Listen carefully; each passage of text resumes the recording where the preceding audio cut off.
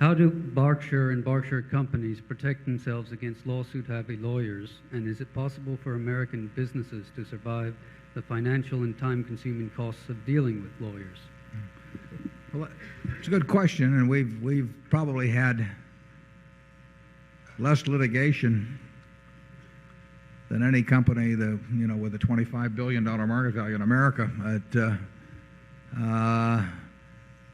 But it's and we were sued one time at Blue Chip Stamps. What was it for, Charlie? How many billion by some guy that? Lots. Yeah, it was.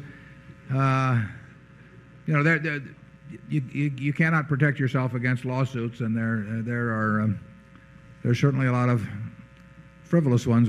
Like I say, it's not been a drain on our time or money, but particularly time to date. And I think one thing you'd have to do is that if you ran into anything of that sort, you would not pay, and you would try to make life comparably difficult for the other party as they made it for you. But that has not been our experience so far. Charlie?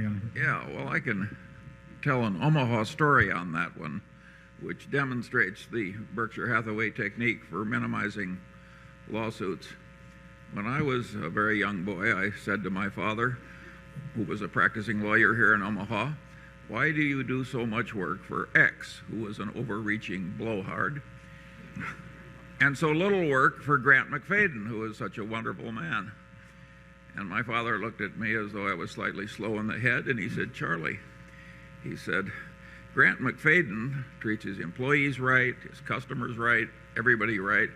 When he gets involved with somebody who's a little nuts, he gets up from his desk and walks to where they are and extricates himself as soon as he can." And he says, "Charlie, a man like Grant McFadden doesn't have enough law business to keep you in school."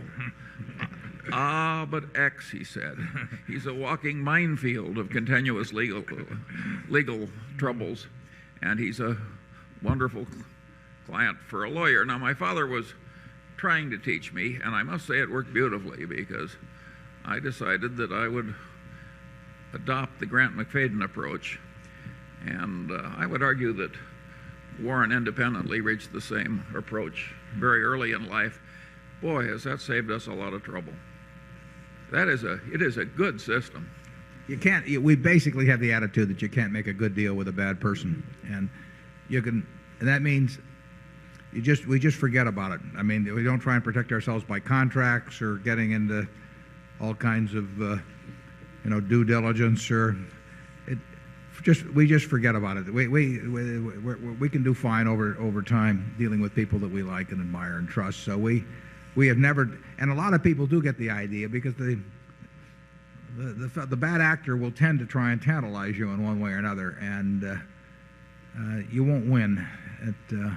It just pays to avoid them. And we started out with that attitude, and maybe one or two experiences have convinced us even more so that that's the way to play the game.